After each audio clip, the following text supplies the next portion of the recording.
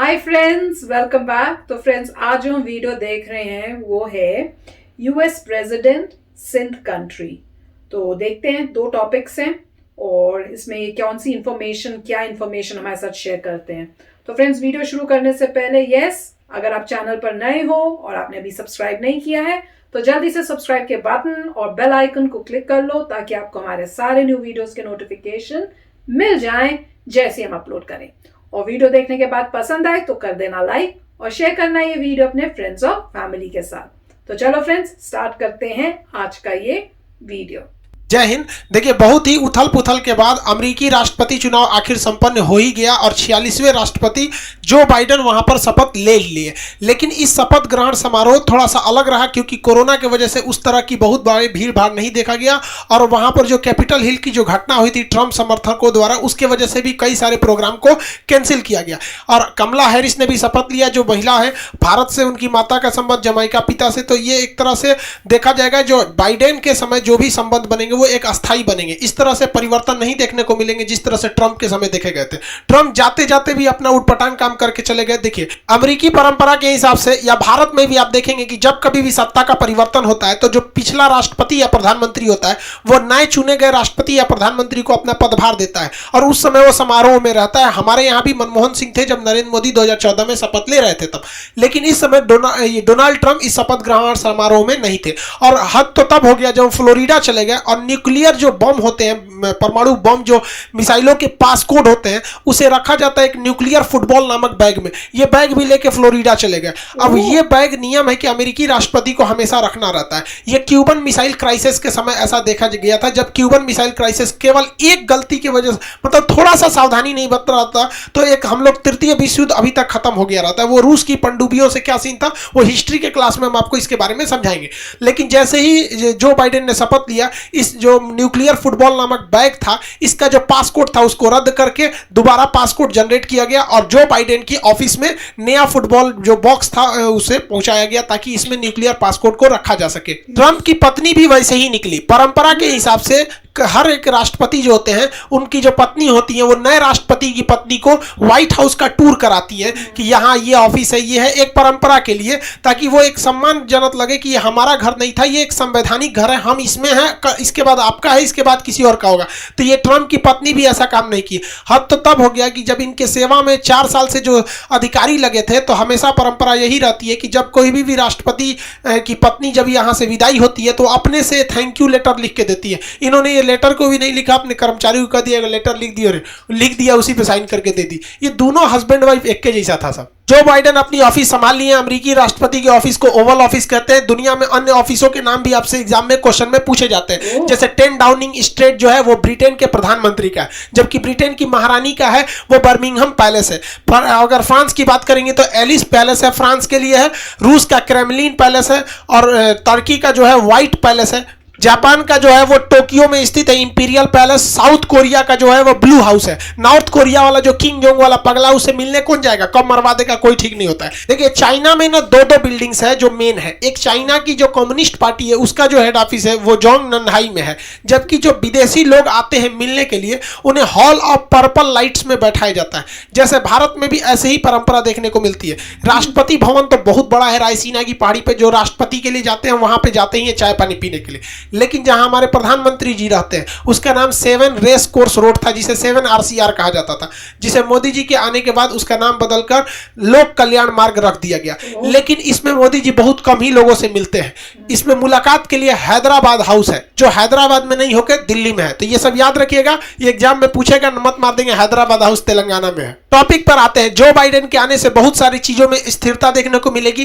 Trump जो मजाकिया बन के हर चीजों से हटते जा रहे थे, बाइडेन उसमें बहुत सारा सुधार लाएंगे। ट्रंप के आने के बाद अमेरिका में नस्ल भेद यानी गोरे और काले के बीच में जो दूरियां थी काफी बढ़ गई थी, चाहे वो हत्या भी बढ़ गई थी। आप देखेंगे किसी अश्वेत पर वहां की पुलिस तुरंत गोली चला देती थी, जबकि कैपिटल हाउस पे हजारों की संख्या में लोग घुस गए और केवल 5 लोगों की जान चली गई। अगर यही 1000 की संख्या में अगर ब्लैक लोग वहां घुसे रहते ना, कम से कम 500 लोगों की जान गई रहती ट्रंप के प्रशासन में। तो जो बाइडेन एक विधेयक लाने जा रहे हैं जिसमें इस कानून को और सख्त किया जाएगा, और ये क्लाइमेट चेंज, जो पेरिस क्लाइमेट चेंज था और CO2 को कंट्रोल करने के लिए बात थी, जिसमें डोनाल्ड ट्रंप अब खुद को अमेरिका को पीछे कर लिए थे, इन्होंने घोषणा कर दिया कि ये पर्यावरण को और स्वच्छ बनाने के लिए पेरिस क्लाइमेट चेंज का दोबारा हिस्सा बनेंगे। साथ ही WTO में जो अमेरिका थे अपने 400 करोड़ के जो $400 करोड़ की जो फंडिंग थी उसे रोक दिया गया था। जो बाइडेन ने घोषणा कर दिया कि आते वो WHO के भी सदस्य बनेंगे और वो वापस से फंडिंग भी इसे देना चालू करेंगे। शुरुआत से ही जिस तरह से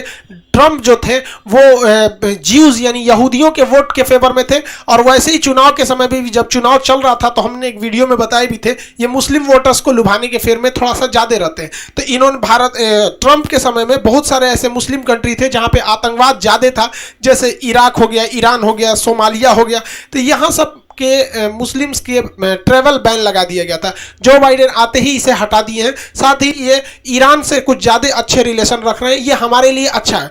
ईरान से जो रिलेशन रखा जा रहा है वो अच्छा है, हालांकि ईरान इसी का फायदा उठा के अपना यूरेनियम एनरिचमेंट जो 5 से उठा के 20% कर दिया, क्योंकि परमाणु बम बनाने में जो 80% खर्चा आता है या जो 80% मेहनत होता है वो यही होता है कि भैया आप 20% प्योर यूरेनियम इनरिच कर ले, लेकिन परमाणु बम में 80% मतलब शुद्ध यूरेनियम का प्रयोग होता है।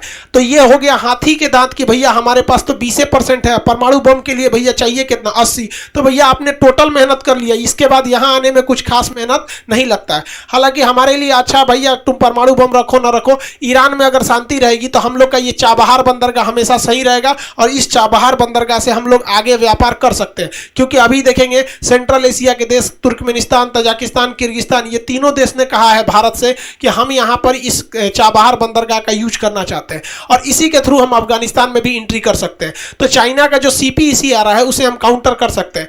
हमारा रेल प्रोजेक्ट और हमारे पाइपलाइन, हमारा ईरान से पाइपलाइन भी आ रहा था, ट्रंप के विरोध की वजह से हम लोग उसे नहीं ला पाए। तो ईरान से इनके रिश्ते अच्छे रहेंगे तो ये भारत के लिए बहुत ही पॉजिटिव साइन है। हालांकि हमारे लिए एक ये खराबी है कि ट्रंप की तरह अमेरिका, ट्रंप प्रशासन में जिस तरह चाइना के खिलाफ रहता था, अब बाइडेन के शासन में अमेरिका चाइना के उतना खिलाफ नहीं रहेगा, बिजनेस को खोल दिए जाएंगे और चाइना का भी मन बढ़ जाएगा।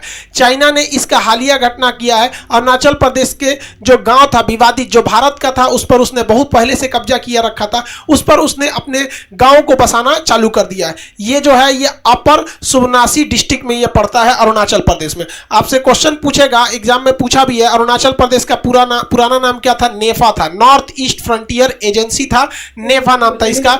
अब ये पहले एकमात्र राज्य था जिसे पहले विदेश मंत्रालय देखता था, बाद में जब इसे पूर्ण राज्य का दर्जा मिला तब इसे गृह मंत्रालय देखने लगा। तो ये उसे दक्षिणी तिब्बत कहता है। अब यहाँ के विवादित एरिया में अगर वो गांव बना लिया है तो भारत के लिए ये बहुत खराब बात है, क्योंकि हमारी सुरक्षा पे ये एक सेंध लगाने जैसा है, जबकि हमारा कुछ खास प्रतिक्रिया भी नहीं रह गया। इस पर प्रतिक्रिया भी आना चालू हो गई कि हमारे इस राज्य पे कब्जा क्यों किया गया। तो भैया दो हमारे यहाँ जनबे करते हैं, हमारी पार्टी अच्छी तुम्हारी पार्टी अच्छी। एक सरकार कह दी कि भैया ये हमारे समय से थोड़ी था, ये तो कांग्रेस के समय से था, 1959 के समय से था। ये कोई जवाब थोड़ी है, ये कह रहे हैं कि हमारा उस समय जन्म ही नहीं था। मतलब आप समझ रहे हैं, हमारा पल्ला झाड़ लो। ये राष्ट्रीय मुद्दा है भैया, किसके समय से था किसके नहीं। अरे भैया आप देखिए नेपाल, ये नेपाल इधर से चढ़ रहा है, हम लोग को भी एग्रेसिव रहना पड़ेगा। ये हमारे लिए एक बहुत दुखद खबर है कि एक और जब हम गलवान में फंसे, दूसरे और चाइना अरुणाचल प्रदेश में बता रहा। आपको ये कहने की हिम्मत नहीं पड़ती हमारे सरकार में किसी को भी कि ये तिब्बत जब तुम्हारा ही नहीं है तो ससुरा तुम्हारा ये दक्षिणी तिब्बत कैसे हो गया। आज भी हमें वन चाइना पॉलिसी पे साइन करना होता है, चाहे वो नेहरू हो चाहे वो नरेंद्र मोदी हो।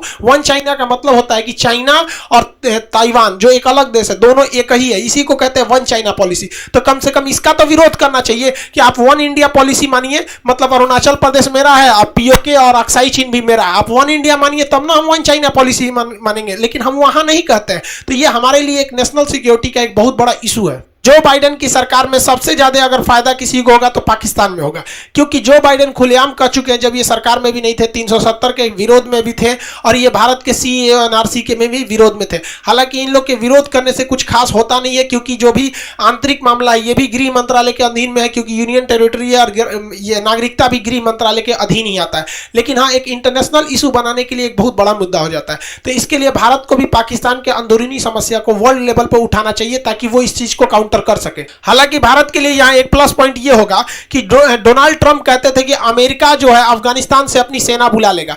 जब यहाँ से अफगानिस्तान से सेना बुला ली जाएगी अमेरिका की, तो यहाँ पे आतंकवादी पनपने लगेंगे। पाकिस्तान के इशारे पे वो आतंकवादी भारत में अटैक करने लगेंगे।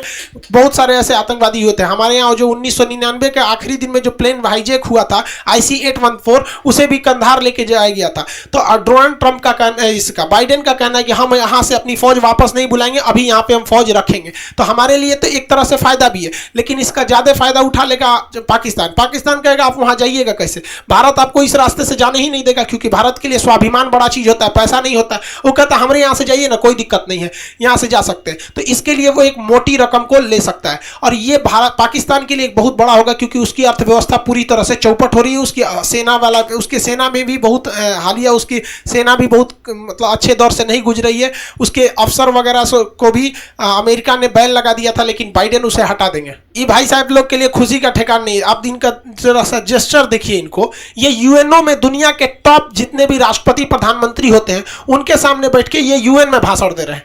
इस तरह से टेक लेके हम लोग क्लास लेने में शर्म लगता है, किस हिसाब से यहाँ पे भाषण दे रहे हैं समझ में नहीं आता। खैर कोई बात नहीं भैया, आपका देश है, आपकी आर्मी है, बाइडेन आ गए, देखिए आप लोग को क्या होता है। लेकिन बहुत कुछ होने वाला नहीं है, क्योंकि जो पाकिस्तान है उसकी अर्थव्यवस्था बहुत चौपट हो रही है। करप्शन इतना ही ज्यादा बढ़ चुका है, और इनके नेताओं के बड़बोलापन, हम भारत पे छोटे छोटे परमाणु बम रखे हैं, टेक्टिकल हमला कर देंगे, और उल्टे सीधे डिसीजन ने इतना बेवकूफ़ी भरा कदम उठा दिया यहाँ पर जिसका कोई हद नहीं।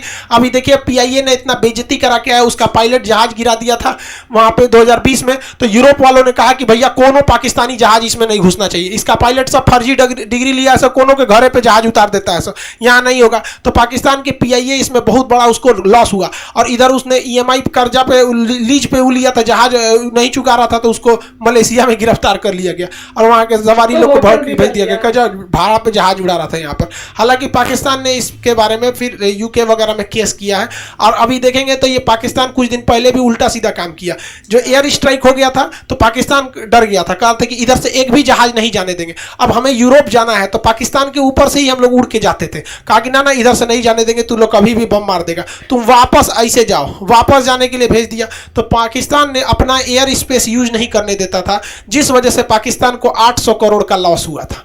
800 करोड़ से ज्यादा का लॉस हुआ था, और उसको इस मलेशिया में जो जहाज पकड़ाया है ना, इस पे 150 करोड़ रुपया उसको लीज पर बाकी था। अरे भैया यहाँ तो भारत का जहाज रोक के 800 करोड़ का घाटा करवा लिए, उतना में कहेगा तुम्हारा जहाज खरीदा जाता भाड़ा पे। एक से एक दिमाग लगाता है, लड़ो भैया, तुमको बुद्धि नाम का चीज नहीं तो हम क्या करें, आओ क्लास में पढ़ा देते हैं। देखिए बाइडेन के शासन में नो डाउट कश्मीर का मुद्दा और CA NRC का मुद्दा पाकिस्तान बहुत जोर शोर से उठाएगा। इसे केवल बाइडेन के शासन में नहीं उठा के, बल्कि इस्लामिक ऑर्गेनाइजेशन की जो कंट्रीज हैं उसमें भी इसे उठाया जाएगा। तो इसके लिए भारत सरकार को यह बलूचिस्तान के मुद्दे को बहुत जोर से उठाना चाहिए।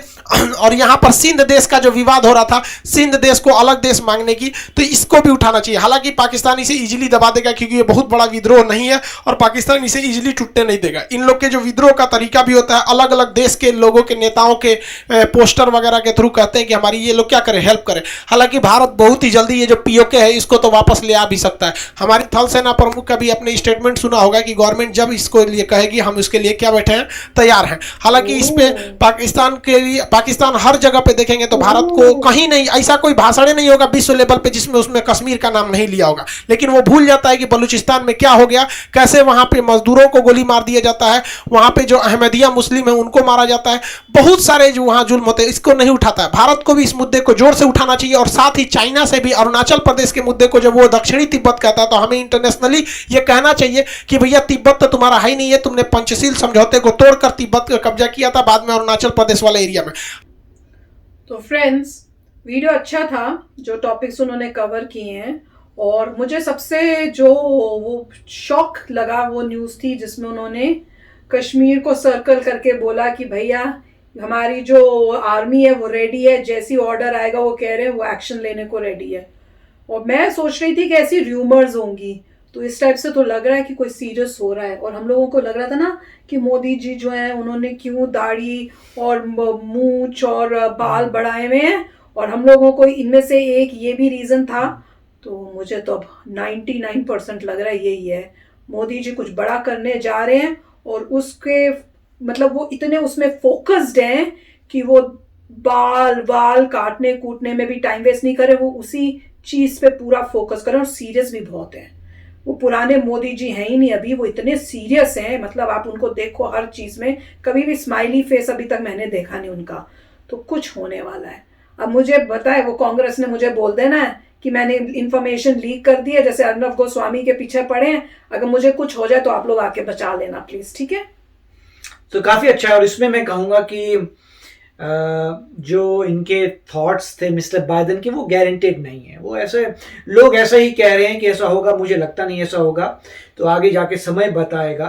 नहीं, मैं पता उस बारे में, एक सेकंड सॉरी, बट मैं इस बारे में यही सोच रही थी, मैंने कहा अगर वो इस टाइप का कुछ करेंगे, उनके वहां पे एक अभी हमने वीडियो जो देखा था कि 12 इंडियन अमेरिकन इंडियंस हैं, तो वो होने का कुछ तो फर्क पड़ेगा। तो ऐसा नहीं होता। मिस्टर बाइडेन के डेमोक्रेट्स के पास बहुत सारे इंडियन अमेरिकन भी हैं। जैसे न्यूज आई थी कि 12 इंडियन अमेरिकन 24-25 हो जाएंगे। 12 उनके अंडर, मतलब उनके कैबिनेट में मेरे ख्याल से 12 इंडियन अमेरिकन हैं, तो पॉसिबल नहीं है। और दूसरा जो है, तो ऐसा कुछ नहीं होगा जिसके बारे में वो कह रहे हैं कि मुस्लिम बैन के बारे में, वो गलत बात थी। आप किसी कंट्री के ऊपर ऐसे एक नहीं बोल सकते कि मैं कंट्री से नहीं आ रहा। आप हर एक इंडिविजुअल इंसान को चेक करिए, जो इंसान अच्छा है या बुरा है, उसके अकॉर्डिंगली आप डिसीजन लीजिए। आप उनको आने देंगे, नहीं आने देंगे, ऐसे थोड़ा कह सकते कि हर इंसान उस कंट्री का नहीं आ सकता। तो मेरे ख्याल से लॉजिकली सारी बातें डिसाइड हो रही हैं, उसकी मुझे खुशी है। कोई ऐसी इलॉजिकल बात नहीं आई, और मुझे लगता भी नहीं ऐसा आएगी। लोग ऐसे स्पेकुलेट कर रहे हैं क्योंकि उनको ज़्यादा पता नहीं है, यहाँ के लोगों को ज़्यादा पता है, तो ऐसा कुछ नहीं होगा। फॉरेन पॉलिसी चेंज नहीं होती है, पहली बात तो ये।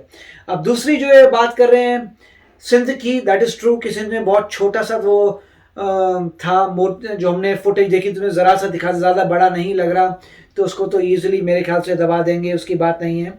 मगर जो कह रहे हैं पाकिस्तान ऑक्यूपाइड कश्मीर की, कि वहाँ पे इंडिया वापस लेगा, वो मुझे पता नहीं है, क्योंकि इसमें जो है काफ़ी टर्मोइल हो जाएगा। क्योंकि एक आपने जो है इंडिया में आप क्या लॉस करते हैं वो दूसरी बात है। इंडिया में जो है आप उसे यूनियन टेरिटरी बना देते हैं, और जम्मू कश्मीर में से लद्दाख अलग, वो आप क्योंकि आपके कंट्रोल में है, आपके कंट्रोल में, आपके लॉज हैं, आप चेंज कर सकते हैं। और यही बात मोदी जी ने बाबा कही थी कि हमारी कंट्री के लॉज हैं, ये हमारा पार्ट है, हम कुछ भी करें हमारी कंट्री, वो ठीक थी। मगर जहां पे आपका दिख रहा है, जिसको हम क्लेम करते हैं हमारा है, मगर कंट्रोल हमारे पास नहीं है, राइट? आपके कंट्रोल में वो जगह नहीं है, दूसरी कंट्री के कंट्रोल पे है। उसमें अगर आप लेते हैं तो बहुत जबरदस्त टेंशन हो जाएगी। और वो देख, मुझे लगता नहीं है कि ऐसा होगा, क्योंकि उस अगर होता है तो मेरे ख्याल से फिर बहुत बड़ी कॉन्फ्रंटेशन शुरू हो जाएगी, बहुत बड़ी वॉर शुरू हो जाएगी। तो मुझे लगता नहीं है ये होगा। मुझे लगता है कि कोई पीसफुल तरीका शायद ढूंढा जाएगा, मुझे लगता है कोई डिप्लोमेटिक तरीका ढूंढा जाएगा। अगर आप बोलें कि डिप्लोमेटिक तरीके कैसे होते हैं, एग्जाम्पल कई होते हैं। जैसे इंडिया कभी कह सकता है कि देखिए हम आपको कोरोना वायरस की वैक्सीन दे रहे हैं, उसके बदले में आप क्या देंगे, मतलब इस तरीके से बहुत सारे लेवल्स हो सकते हैं जो हमें नहीं पता, जहाँ पे हो सकता है पाकिस्तान को ज़रूरत हो किसी चीज़ की और कहा जाए कि हम ये तुम्हें देते हैं मगर बदले में तुम्हारा ये। और अगर आपको पता हो तो कई बार ये जैसे यूएस में अलास्का जो है यूएसए का पार्ट है, तो आप देखते हैं ये अमेरिका है, मगर नॉर्मली आपको ये नहीं पता होता कि ये तो ठीक है मगर अलास्का भी यूएसए का ही स्टेट है जो ऊपर है। और वो अलास्का जो है वो यूएसए ने रशिया से खरीदा था। तो वो भी आप देखिए, इसका मतलब ये है कि आप कुछ पार्ट खरीद भी सकते हैं उनको बोल के हम तुम्हें इकोनॉमिक एड दे देंगे, हम तुम्हें ये दे देंगे, मगर ये पार्ट जो है हमें दे दो। अगर आप बोलेंगे ऐसे कैसे हो सकता है, हुआ है। यूएस ने रशिया को कहा था कि इतने करोड़ में हम ये पार्ट खरीद रहे हैं, क्योंकि उनको ये था कि ये हमारे नॉर्थ अमेरिका कॉन्टिनेंट में आता है, साथ में रशिया है, उन्होंने कंट्रोल किया है। और ये सिर्फ प्यार मोहब्बत से नहीं होता, ऑफ कोर्स ये ऐसा तो बोले देखिए हम आपको इतना पैसा दे देंगे, आप दे दो, तो रशिया बोलेगा नहीं मेरे को नहीं चाहिए, राइट? तो इसमें बहुत इन्वॉल्व होता है कि अमेरिका ने मोस्ट लाइकली कहा होगा कि हम जो है अटैक करके ये पूरा पार्ट ले लेंगे, या तो तुम वॉर में मरो या हम तुम्हें पैसा दे देते हैं, तुम चूज करो। और उन्हें दिखा होगा कि हमारे सोल्जर्स रेडी हैं अटैक के लिए, हम अटैक करेंगे, तुम्हें मारेंगे, ये पार्ट पूरा ले लेंगे क्योंकि ये नॉर्थ अमेरिकन कॉन्टिनेंट का पार्ट है।